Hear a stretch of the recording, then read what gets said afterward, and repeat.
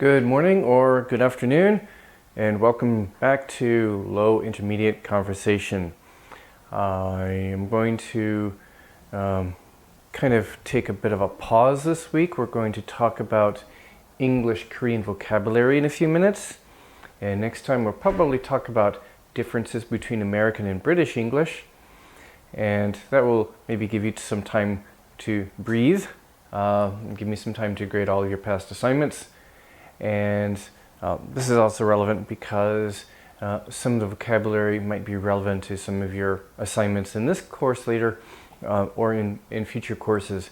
It's important to know the difference in meanings between a lot of English words that are borrowed into Korean, which are used differently actually, like whiting. You probably know that means something different. The meaning is different between English and Korean, but there are a number of other words like that you should be aware of, especially if you're in any kind of English-speaking context where you're talking to others who don't know Korean, who are not from a Korean background. For example, if you are working in a company or doing international business, or if you're studying abroad or traveling abroad, not knowing how these words differ in meaning between English and Korean could cause problems. And it's also helpful to know differences between American and British English sometimes, especially if you're traveling or living abroad or again dealing with foreigners.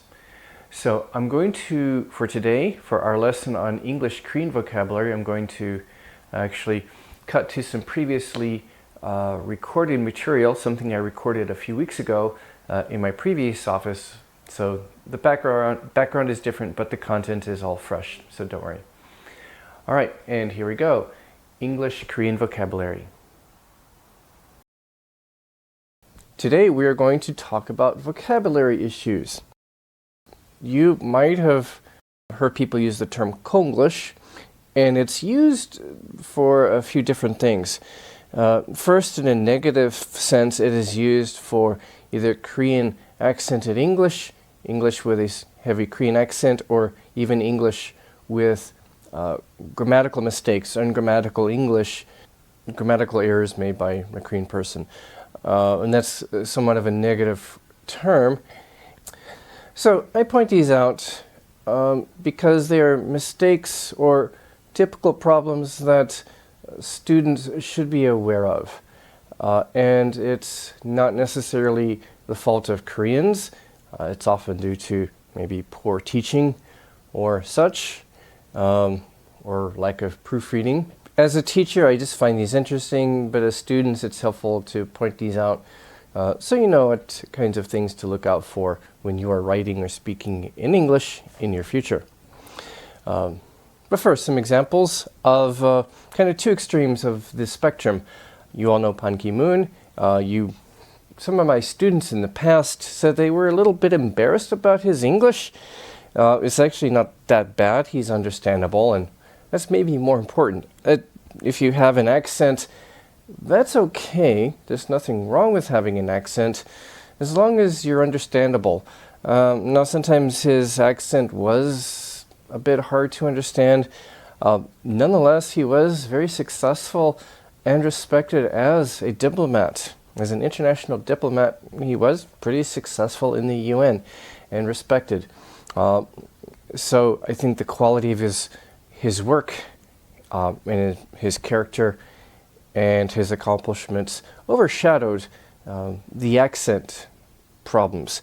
On the very other extreme, well, Psy, during the big Gangnam Style craze, he appeared on American TV shows, several American TV shows, and his English is perfect. It's impressive. For a person who didn't really spend much time in the US, who grew up in Korea, his English is perfect and it's really impressive. Definitely not Konglish at all. He sounds very native-like. It's quite good. Listen to some of his YouTube clips where he appeared on Saturday Night Live or the Ellen DeGeneres Show. A few other examples. These show some typical mistakes.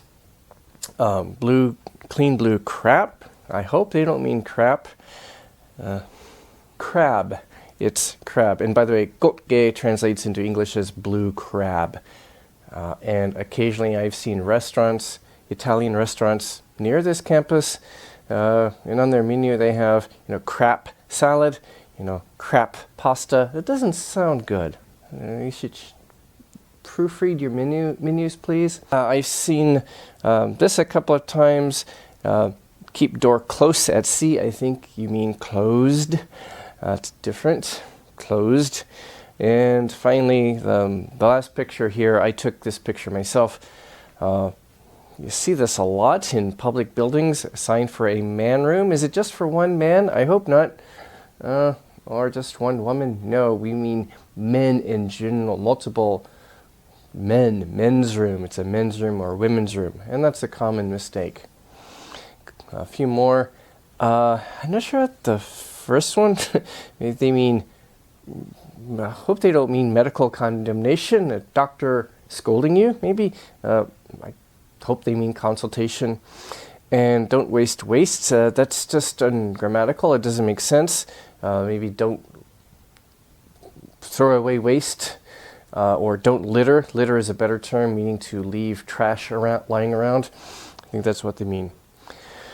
This one on the left, I think that's just bad spelling and strange. Just proofread, please. The last one, Sonjosim, that doesn't translate directly into English. It sounds kind of funny in English. It's like, be careful, your hand. What? Why? Ah! Or something? I don't know. Maybe watch out for your hand, or be careful with your hands, or something like that. Most of these pictures are from English.com, and this is something that English teachers like.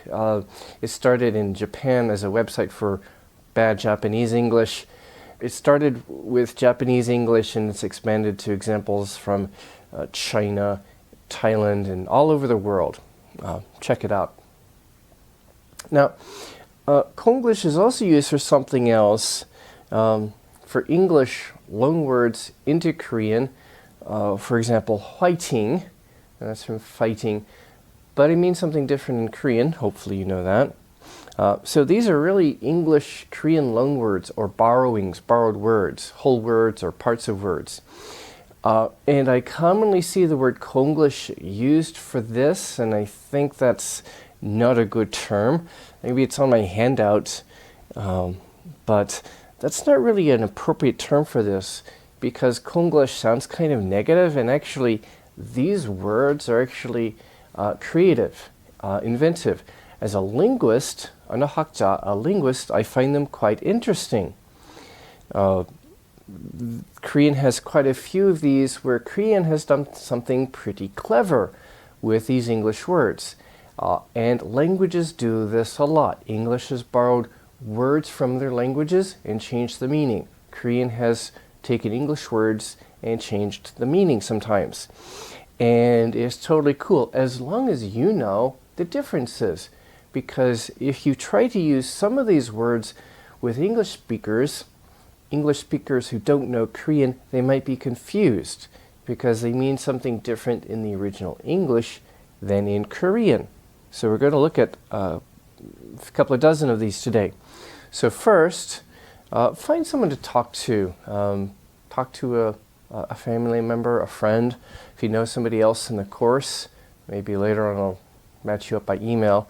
But talk to somebody else first and pause the video. Think about other Korean words, like fighting, other Korean words that came from English. What are some other examples? And do you know if they mean the same thing in Korean and in English?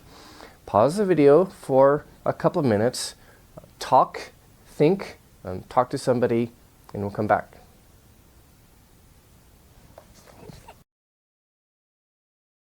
Okay, let me give you one set of words on the slide. These are what we call word blends. Korean has taken word elements from English and combined them together in a way that doesn't exist in English. So these are not really English words, but these are word blends where Korean has borrowed maybe two different words and combine them together in a creative way.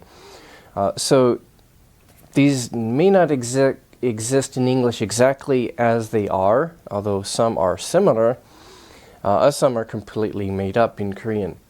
So take a look at this set of 12 words. Pause the video for a minute and think, or talk to somebody. Find someone to talk to, can discuss together. What do these mean in Korean, and what do they mean in English? Or is this even an English word? Is this a natural word in English? And if not, what do you think the English word or equivalent would be for this Korean English term? So pause the video for a minute, think about these, and talk to somebody about these.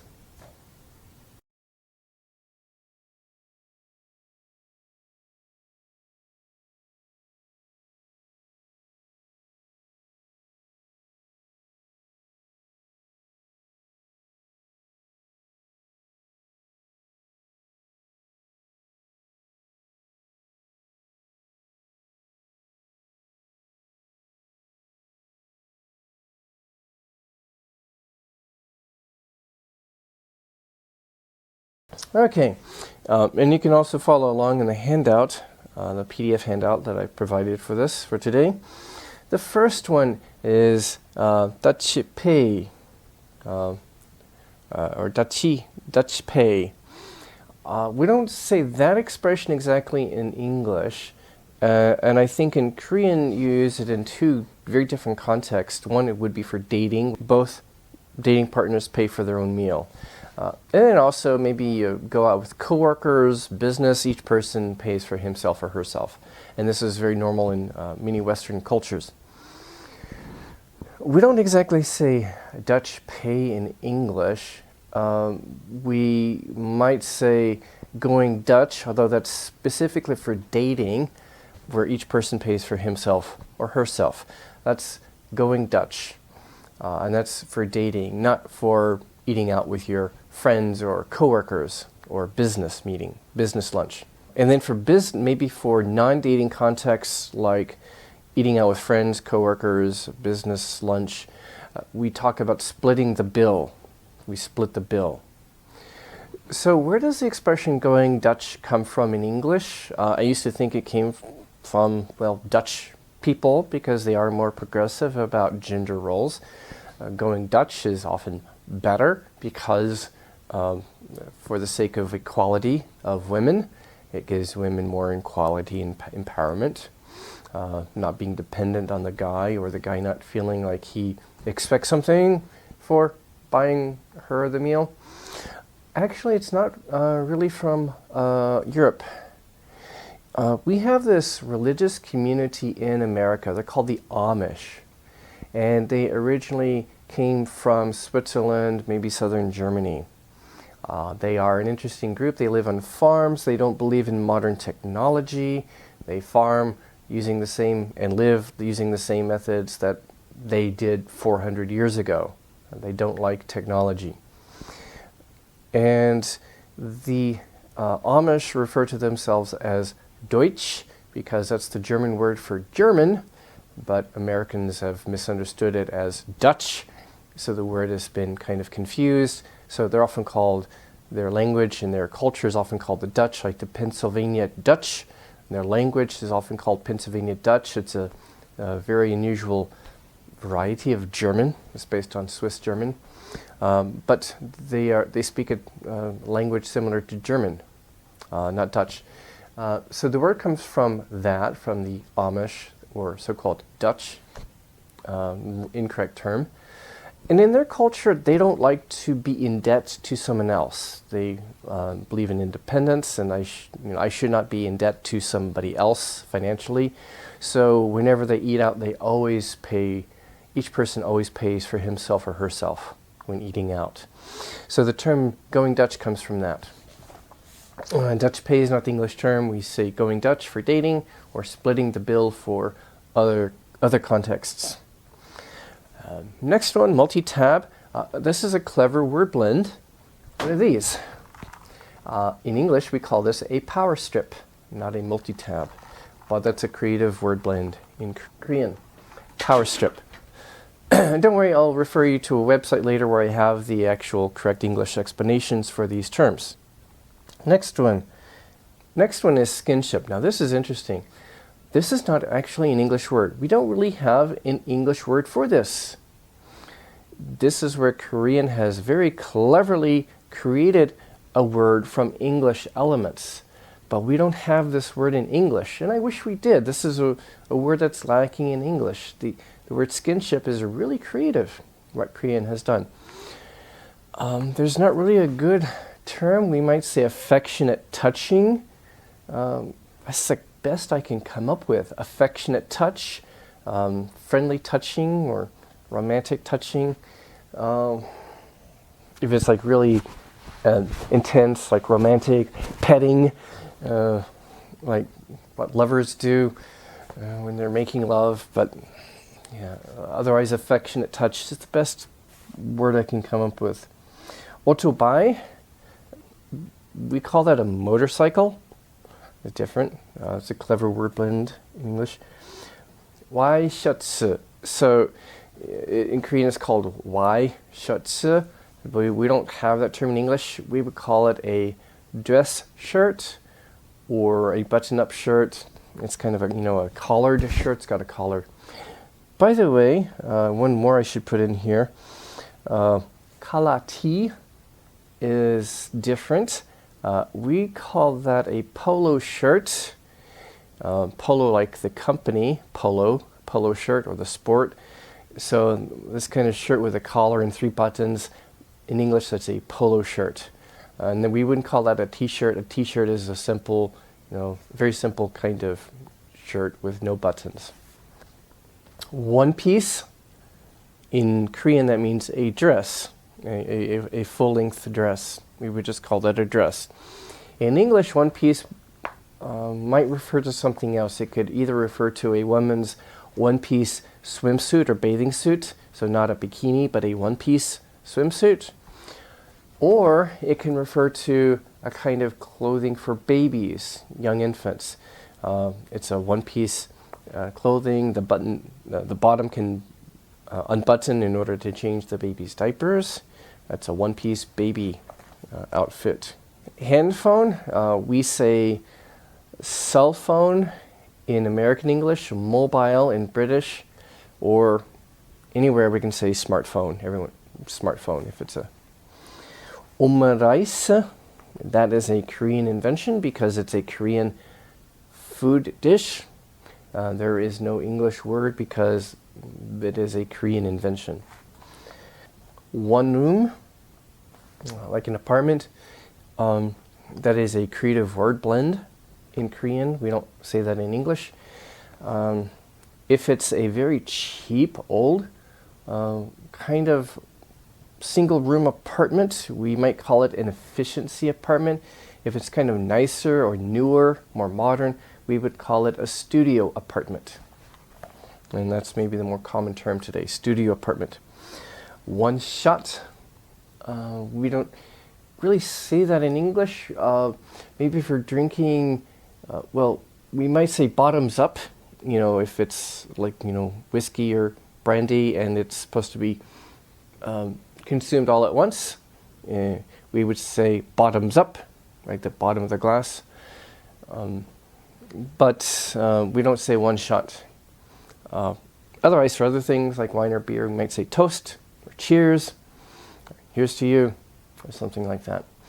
And by the way, important cultural notes, that kind of one shot or bottoms up drinking, that's maybe more so for parties with young people. It's not something that would be culturally accepted in a business dinner or in a professional context or academic context. If you are, working in a business someday or in a university setting and you're on a business trip to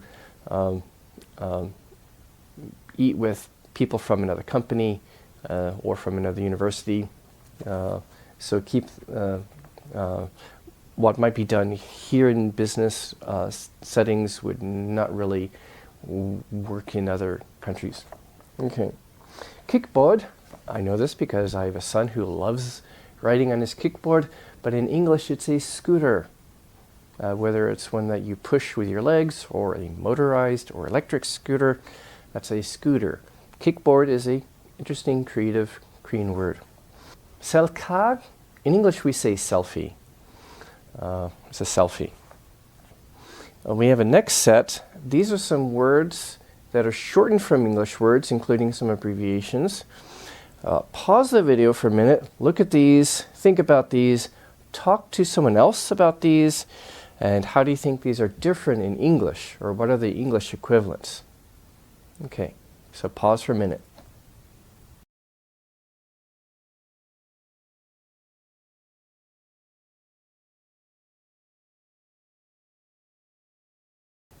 Okay, the first one, in Korean you say remote, but in English we don't say remote, we say remote or remote control. Remote control. The second one, this is different. In Korean you say aircon, but that doesn't work in English. We would say either air conditioning or AC. AC for short, AC. Turn on the AC. The next one, FM, in the sense of sort of a something you might do at an MT or something. This doesn't exist in Western cultures. It would actually be unusual.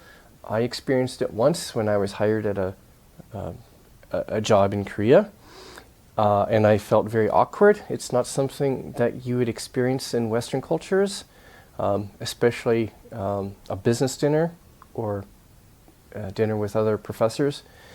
In English, FM only refers to a type of radio.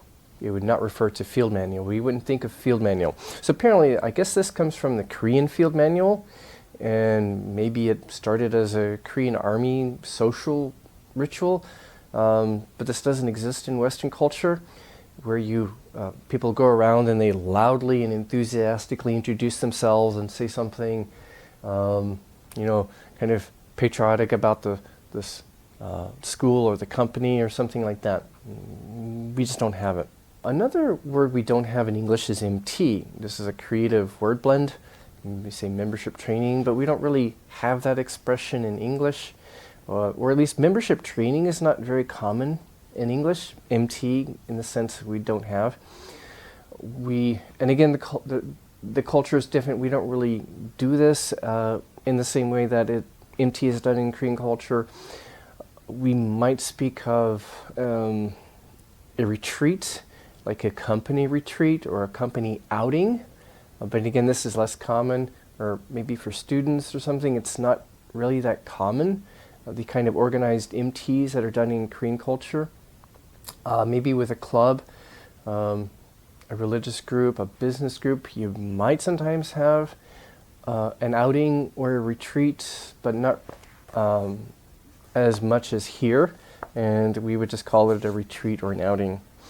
AS is another one. This is a cultural difference. Let's say I buy a phone or a computer, printer here, and it doesn't work. I take it back. Even if it's totally new, I take it back to the shop in Korea and they send it away to be fixed. That's AS, or after service.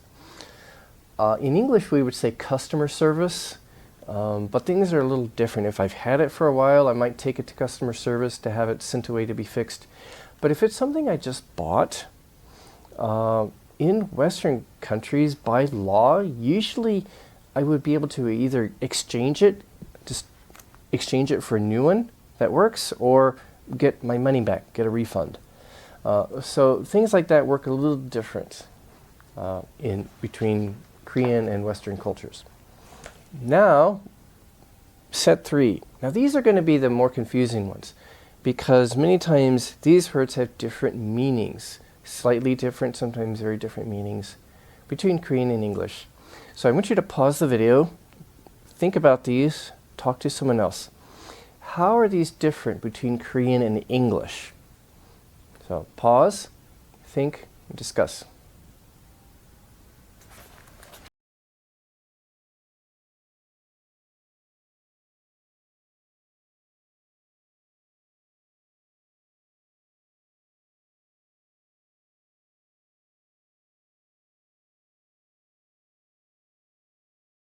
Okay, we're back. First one, diet, little different. In English, the primary meaning of diet is not losing weight, but it's your eating habits, your eating lifestyle. Do you have a healthy diet? Is your diet healthy or unhealthy?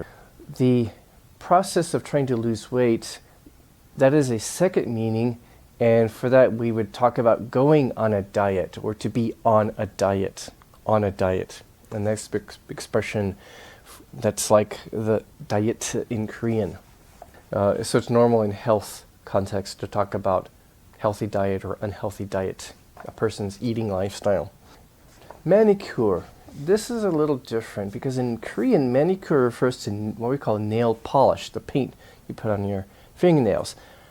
That's nail polish. In English, manicure is more like the complete nail care. You go to a manicurist and you get your nails trimmed and cleaned and filed, fixed, maybe fixing problems, maybe putting on artificial fingernails, putting on nail polish. So it's the whole nail treatment, nail care is manicure. Next is meeting. This is different in Korean and English. In Korean, it is more often used in the context of dating, not so much in English. In English, meeting is just any kind of meeting, like a business meeting or a meeting of friends. Culture is also a bit different in terms of dating. We sometimes have blind dates. That's where you go out with somebody you haven't met before, like an arranged date. Meeting in Korean, I'm told, often refers to group dates, including group blind dates. And that kind of group dating doesn't exist in Western culture, interestingly. Okay, vinyl or 비닐 in Korean. Often plastic bags, plastic wrap, food wrap for covering foods is vinyl in Korean. Also the kind of vinyl sheet you put over your windows in winter to keep out the cold air. Those things are vinyl, a sheet of plastic or wrap. In English, vinyl doesn't refer specifically to those things. It is simply the name for a type of plastic. It's more of a chemical name for a type of plastic. So we could talk about vinyl bags, vinyl seats, vinyl seat covers, vinyl cushions, vinyl sofa, a vinyl chair, or whatever is made of vinyl.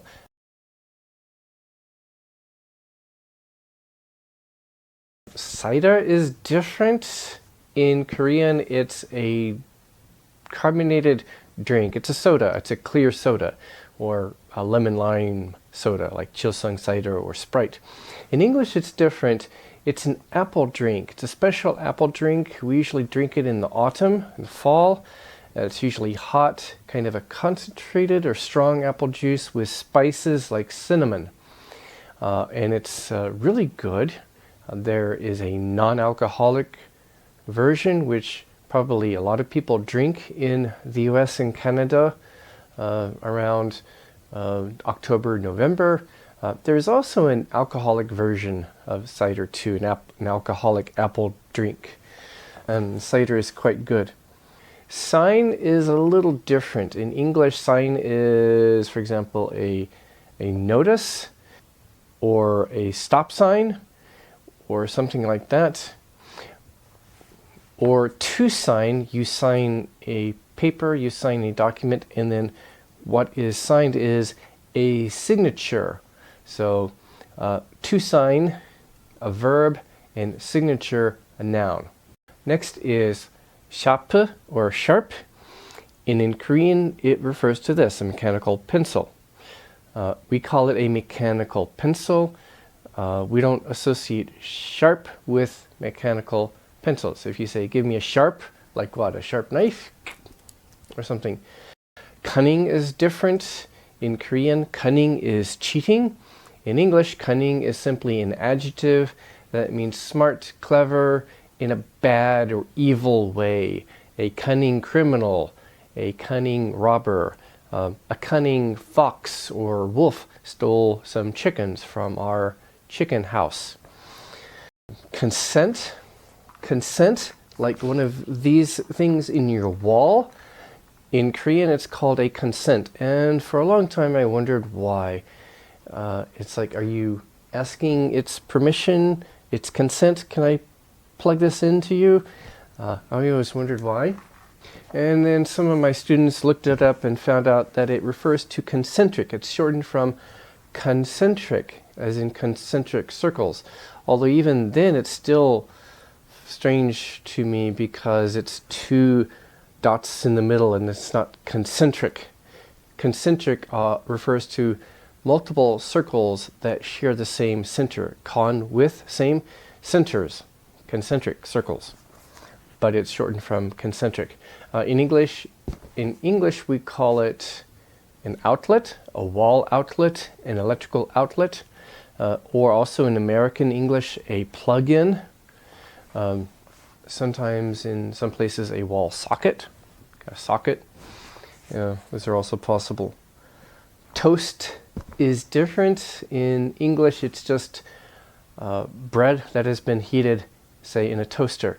In Korean, it's more of a breakfast sandwich, maybe with eggs or cheese or ham. Now, if it's made with cheese, we could call it a grilled cheese sandwich. Panty, this is different. All right, guys, if you are shopping in an English-speaking country, you want to buy underwear, don't ask for panties. You'll get the wrong thing. Because in English, panties refers to women's underwear. If you ask for panties, they might say, is this for your wife or girlfriend? And if you say, no, it's for me, they might say, okay, no problem. This is California. We're very liberal and open-minded here. That's none of my business. Do what you like. Sure, here's some panties. Panties is women's underwear. For guys, ask for underwear or particular type. Briefs, which would be what you think of in Korean as the panty style underwear, or boxers, or in Korean the trunk style underwear, boxers, because it looks like shorts worn by boxers. Hot dog, a little different. What you call a hot dog is a sausage or wiener with cornbread layer. We call that a corn dog. That's a corn dog. What we call a hot dog is either the wiener or sausage itself, or more usually that wiener in a white bread bun. That's a hot dog. Interesting Korean invention, by the way, is the 감자 hot dog. I tried that once. It was interesting. I don't think I would want to eat it again. It's very starchy and oily, but interesting. Handle is different. Bag handle, a door handle, but in Korean, handle is a steering wheel. We call that a car steering wheel. That's a steering wheel, not a handle in English. Hunting, you talk about hunting guys or girls. Well, in English, it would be illegal to hunt people. You would hunt rabbits or deer or hunt ducks, hunt animals, different. What you call hunting, we might refer to as, going to a club or bar and picking up girls or women, or picking up guys. By the way, some people talk about girls, but it's kind of more appropriate in professional or academic context if you're talking about adult females to say women, not girls. Anyway, you would talk about going to pick up some women, or a lady, or picking up guys. That's maybe the closest equivalent. It's kind of a slang expression, going out to pick up some guys, pick up some girls or ladies. Or maybe flirt. Flirt is when you come up to a particular person and you say, hi, you look really pretty, would you like to go out with me? And you kind of try to charm the person. That's flirting. F-L-I-R-T, flirt. Hotchkiss. This is what you call a hotchkiss. We call it a stapler. The word hotchkiss is not known to English speakers. I heard it for the first time when I came to Korea. It used to be a company, I think a British company, that made staplers a long time ago and then introduced them to Japan, and the word hotchkiss became a Japanese English word for stapler and came to Korean. I don't know if the company still exists in Western countries. Our staplers are made by different countries and we've never heard of hotchkiss. Okay, fighting or fighting, as you probably know, this is different. If you say fighting in English, fighting, well, people might think, oh, fight where? I want to see a fight. Who's fighting? Or fighting. Oh, you want to fight? You want to fight me? Come on, I'll fight you. In Korean, you use it as a cheer. It's kind of an interesting creative use of the word.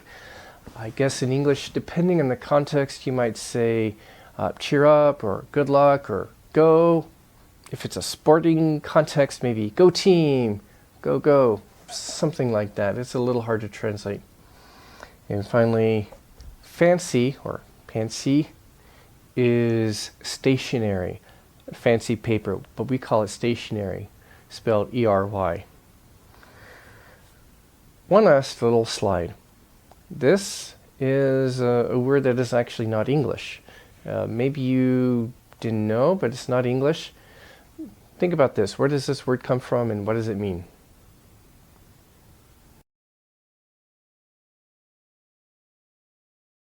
Okay, Arbeit or Alba is from German. It came from German into Japanese, from Japanese into English, and it's what we call in English temporary work or part-time work. In German, Arbeit, the noun, or arbeiten, the verb, simply means work like normal work. My job as a professor, das ist meine Arbeit, ich arbeite, ich muss arbeiten. It's just work, normal work in German. Interestingly, if you are interested in German, the word in German for part-time work, temporary work, is Job. The noun Job, ich habe einen Job. The verb jobben, ich muss jobben, from the English job. So they took the English word job and gave it a different meaning. Just as English has taken words from different languages, given them a different meaning. Korean has taken English words and given them a different meaning, as we have seen today. And it is a very interesting and creative process. These words are really cool, but if you're learning English, you should know these words in Korean are pretty cool, but they don't mean the same as the original English words. And as long as you know that, it's fine, and you can appreciate what Korean has done, which is pretty clever with many of these words. So thank you, and have a good day, and be sure to do your assignments. Goodbye.